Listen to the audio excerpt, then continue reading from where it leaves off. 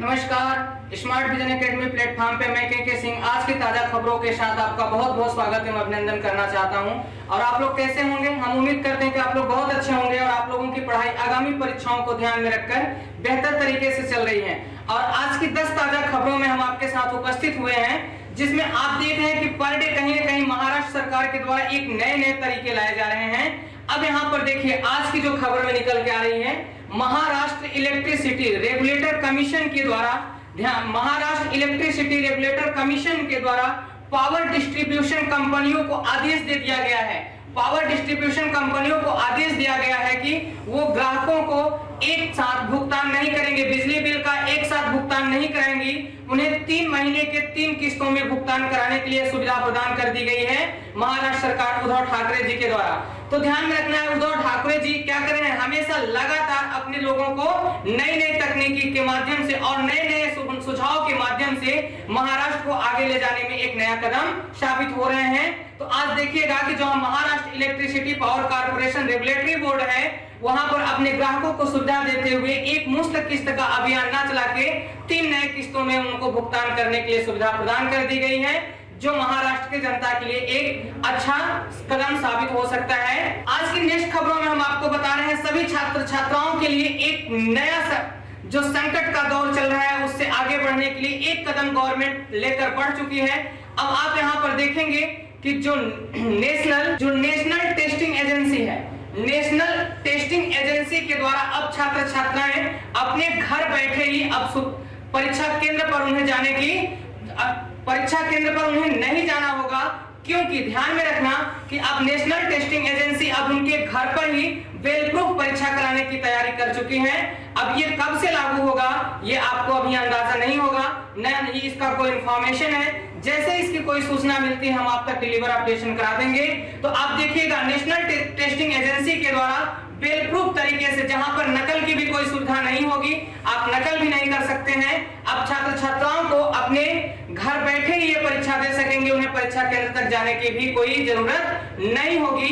ये सुविधा गवर्नमेंट सरकार कोविड-19 जो चीनी वायरस वैश्विक महामारी बन चुका है, उसको ध्यान में रखते हुए भारत ने एक ऐसा कदम, बहुत बड़ा कदम छात्र छात्राओं के भविष्य को ध्यान में रखते हैं नेशनल टेस्टिंग एजेंसी कार्य कर रही है। लगातार इस पर कार्य हो रहे हैं, आप तक जल्दी ही पता चल जाएगा आपको कि कब से ये आप तक पहुंचेगा, अर्थात कब तक आप इसके माध्यम से घर बैठकर अपने सारे भविष्य की एग्जाम दे सकेंगे। और आपको जो संकट हो रहा है, जो परीक्षाएं नहीं हो रही हैं, स्थगित की जा रही हैं, उस पर भी आपको सुविधा नजर आने लगेगी। खबरें जो निकल के आ रही हैं, आप देखिएगा, आज 10 बड़े नियम बदलाव करने जा रहे हैं भारत के प्रधानमंत्री नरेंद्र मोदी जी।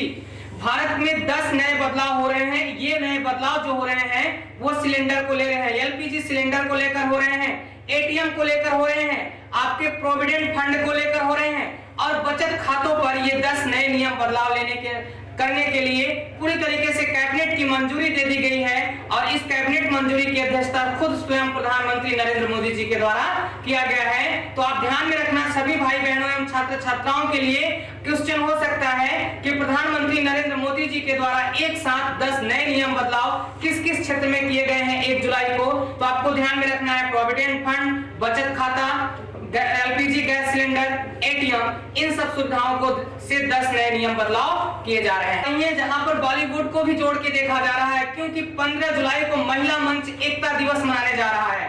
15 जुलाई आप याद रखना, महिला एकता दिवस मंच के रूप में मनाया जाता है। तो 15 जुलाई को महिला मंच एकता दिवस में सुशांत सिंह राजपूत का जो किस तरीके से हत्या की गई है, उस पर सभी महिलाएं एक साथ एकजुट होकर उन्हें न्याय दिलाने के लिए आगे बढ़ चुकी हैं। और इन्होंने ताली बजाने और साथ में थाली बजाने का भी अभियान इन्होंने प्रारंभ कर दिया है, जो नरेंद्र मोदी जी के द्वारा दिए गए एक जागरूक कदम थे। उस पर महिला मंच सुशांत सिंह राजपूत को एक न्याय दिलाने के लिए आगे बढ़ रही हैं, जहां पर पटना की महिलाएं शामिल होंगी और 15 जुलाई को विश्व एकता मंच के साथ वहां पर आगे अपनी बातों को रखेंगी।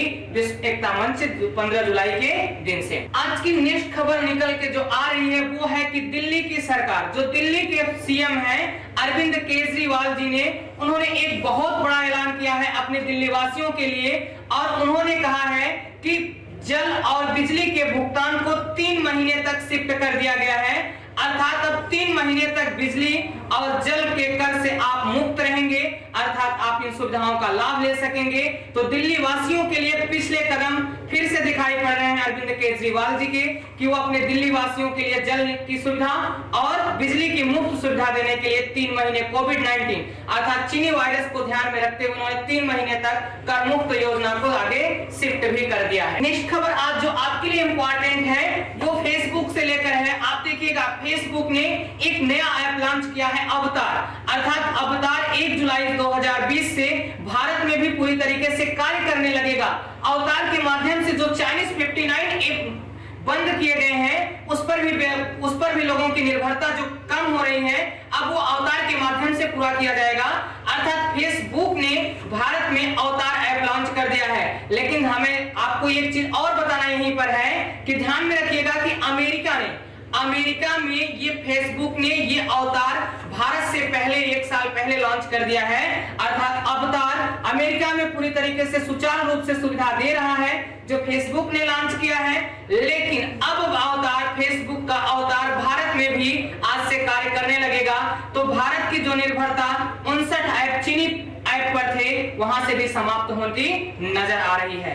तो आप यहाँ पर ध्यान में रखना कि अवतार जो आपके 59 चीनी ऐप बंद हुए हैं उन पे आपकी असुविधा नजर नहीं आएंगी, उनके द्वारा जो हो रही है अब अवतार के माध्यम से सारी प्रक्रियाएं आप तक पूरी करा दी जाएंगी। तो फेसबुक का अवतार भारत के लिए एक बहुत बड़ा प्रभावी कदम है, अर्थात डिजिटल स्ट्राइक जो भारत ने अपनी चीन पर किया उसके परिप्रेक्ष्य एक विकल्प के रूप में यहाँ पर नजर आ गया फेसबुक का अवतार, और फेसबुक का अवतार पहले ही अमेरिका में। नेक्स्ट जो खबर है वो है किसानों के लिए एक बहुत बड़ी खुशखबरी। किसानों के लिए बहुत बड़ी खुशखबरी जो है वो है एचडीएफसी बैंक के द्वारा मिला। एचडीएफसी बैंक ने किसानों को बेहतरीन सुविधा प्रदान करने के लिए ई किसान धन ऐप लॉन्च कर दिया है। आज से ये ऐप पूरी तरीके से कार्य भी करने लगेगा। अर्थात ई किसान ऐप एचडीएफसी बैंक के द्वारा किसानों को बेहतर से बेहतर सुविधा प्रदान करने के लिए लागू किया जा चुका है। ध्यान में रखिएगा, अब ये ई किसान धन ऐप के माध्यम से राज्य स्तरीय मंडियों अर्थात उत्तर प्रदेश, मध्य प्रदेश, गुजरात और हरियाणा जैसे सभी राज्य स्तरीय मंडियों से सुविधा प्रदान कर सकते हैं किसान, और अपने अनाज के मूल्य भी जान सकते हैं। साथ में इनको प्राकृतिक आपदा से भी सुविधा मिलेगी, अर्थात इंफॉर्मेशन सूचनाएं मिल जाएंगी।